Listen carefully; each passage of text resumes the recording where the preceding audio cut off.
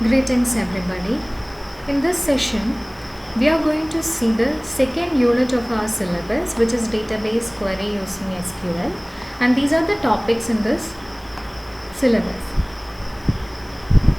In this module, we have math functions, text functions, date functions, date or time functions, aggregate functions.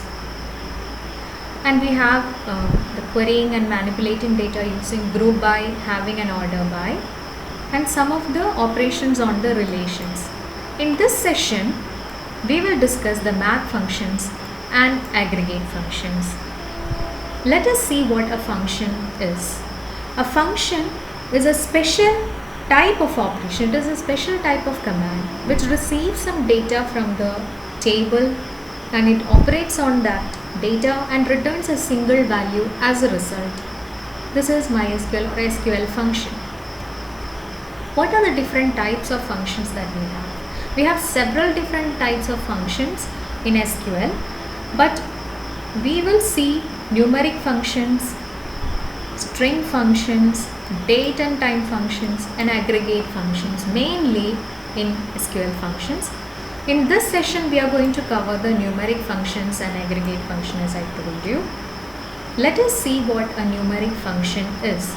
These functions may accept some numeric values from the table and perform some required operation on it and returns a numeric result from the results. Now, it returns a numeric value as a result and it takes numeric value as the data. What are the types of numeric functions?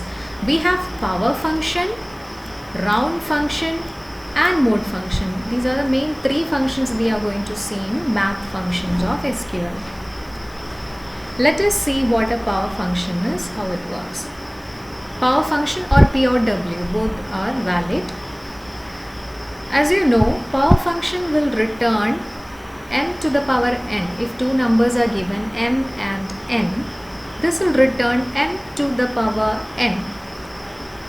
Okay. Now this function has the format power of m comma n, or if you are using POW, then POW m comma n. Let us see an example. Query select power of 3 comma 2.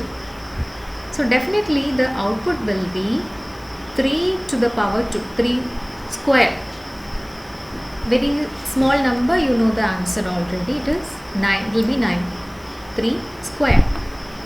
So you can give any numeric value here, but the restriction, one condition is there, the n value, the second value should be an integer, because you cannot find 3 to the power 2.5. It is not possible.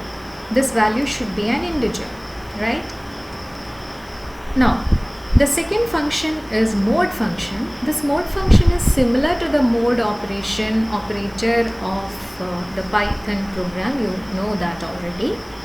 Arithmetic function, arithmetic operator, mode, which is written like this percentage symbol. Now, this function returns modulus, that is the remainder of the given two numbers. For example, if mode of m is given, m comma n is given, m will be divided by n and the remainder value will be taken, not the quotient value. Okay, remainder is taken as the result of this function. Let us see with an example. If you are giving select mode of 11 comma 4, from the value itself you know that 11 is not completely divisible by 4. So definitely there will be a remainder. Okay. So what will be that remainder when you divide 11 by 4? 2 4s are 8. 11 minus 8 is 3. So the remainder will be 3. The output of this code will be 3. Now, this is a very special function. It returns a number rounded off up to m places. This is the syntax. Round off n comma m. This m value is, the second value is optional. That is why it is written inside a square bracket in the syntax. Let us see if m is 1, the value will be rounded off, the decimal place will be rounded off to one place. Okay, if m value is 2, the decimal place will be rounded off to 2 places. What if they are negative? You can see here these values are negative. M is -1. If it is -1, the value or this part, n part will be rounded up to the nearest tens. Okay, and if it is -2, the n part will be rounded up to the nearest 100. We will see with examples. Now this is the format, round of 15.193 up to 1 decimal place. So if you round it off 1 decimal place, it will be 193 will be 2. Okay. Now second one, if it is -1, the value 15, the nearest tens is nearest to tens, it is 15. 15 will move to 20. 15 will move to 20. Okay, rounded to 1 place left to the decimal to nearest tens. We will see more examples, will be more clear to you when we take a bigger number and experiment on it. That is, select round off 235.716 up to 2 decimal places. Now we are going to round it off 2 decimal places. That means 716. We have 3 decimal places, but we need it in 2 decimal places. So this 6 will be rounded off to here, and the value will be 235.72. Okay, 6 is greater than 5, right? So it will be rounded up to 2. So 72, the decimal place you have 2 value here. That is what you have given.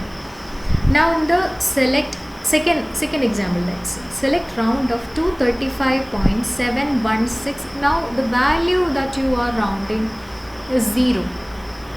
Even if you don't give this 0, the result will be 236. Why it is 236? We have 235 here. Why is 236?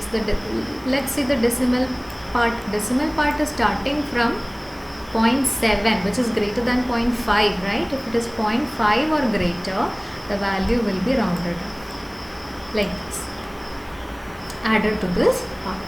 So it will become 236. Now if you round this value, for example, here there is a small mistake. This one is 1 instead of 3. Here the value is 1. So if you are rounding it up to 1 decimal place, we have seen that in the previous slide also. If it is 1, it will go up to 7. Why is it not 7 after, why is it not 8? Because the next number after 7 is 1. You cannot round it off. It is less than 5, right? You know that, how it works. Let us see the negative values. So if m becomes negative, told you how the values will be working. So I took even bigger number just to show you how -3 is working. Let us see 4735.415, and here the m value is -1. So if you give this -1 value, what will happen? The value will be, I told you this around tens, next tens position. That means here tens part is this 35, right? 35 will be moved to the next tens position, which is 40. Okay, 40. Now if you give the same input number with m value is -2, it will round the hundreds position. That means 700s are there. 700s and the next value is 35, which is less than 50, right? So it will round off to 4700s. Why? Because 35 is less than 50. Here 5 or more. That is why this is rounded off to 40. Here 5 is there, one's position. Now if you give -3, what happens? What is the thousands part here? 4000. And what is 100 part, which is greater than 500? So the hundreds part is greater than 500. So the 1000 part will be move to the next number, which is 5000. The rest of the numbers are omitted, they are not taken at all. So if you give minus 3 here, 3 into 10, thousands position, that is 4 is the thousands place. Okay, that part is rounded up to the next thousands, that is 5000, depending on the next value also. If it was 41, for example, it was 4173, okay, and minus 3 is the m value, what would have happened? It would have been 4000 instead of 500. Why? The next part is 173, not 500 or 700. Okay, that's it. Now let's see the next one, which is aggregate functions. Aggregate functions are very special functions. This works on all the rows together. So it works on group of rows instead of single row. In other calculations, if you are finding the greater than number or less than number, or you are comparing numbers or using any logical operator or comparison operator on the data in the table, each row value would have been compared or used in the operation and separately calculated, and if it satisfies the value, separate rows will be printed. Instead of such operations, here this function, this category of function will work on group of rows, and those rows satisfying the condition. Some condition will be there, only few rows satisfy that condition. Take all those rows together and apply a function, okay, and it gives you a single output rather than different value for each row. Okay, that is why they are called aggregate functions. You are grouping them together, or they are also called group functions because of this particular property, working on groups of rows and giving you a single output instead of a number of outputs. Okay, single output is given. Let us see what are the different types of aggregate functions. We have count function, next is sum function, average function is there, min function, max function. These are the 5 functions. Let's see the first one, which is count. Count is a particular function that returns the total number of values or records as per given column. Let us see the syntax. Count can be of 2 different types. That means you can count the entire row, entire records in the relation, or you can count using the attribute name. Okay, so if it is count star, it returns the total number of records, and if it is count of some attribute, then it returns the number of not null values, which is very important, not null values over the column. When you see the example, you will find the difference. Here we have a particular table IP in which roll number, name and marks are given, and you can see that the 6th student, who is F, has no marks in the table. It is null value. Now let us find what is the count star from IP. So when you give count star, it counts all the number of all the records. The total number of records will be counted and it will return that. As you can see, we have how many records are there? 6. So the count star returns 6. And if you give count of mark instead of count star, a particular attribute is given here. You can see that for the 6th student, the mark is null. There is no value. So in such cases, count of marks or this particular function will not count the null value. It counts only the not null value. Okay. So how many not null values are there? 5. So 5 will be returned. Next function is sum. It returns the sum of given column. That means sum of marks. If you give sum of marks, it calculates the total number of, the total of this marks, and it returns the value. That is 89.3 plus 79.3 plus 69.3, etc., etc. It counts and some decimal places will also be there. More than 5 or 0 0 etc will be there. Okay, but I just give the rounded off value here. Null value will not be calculated, only this much, these 5 rows will be used in the sum.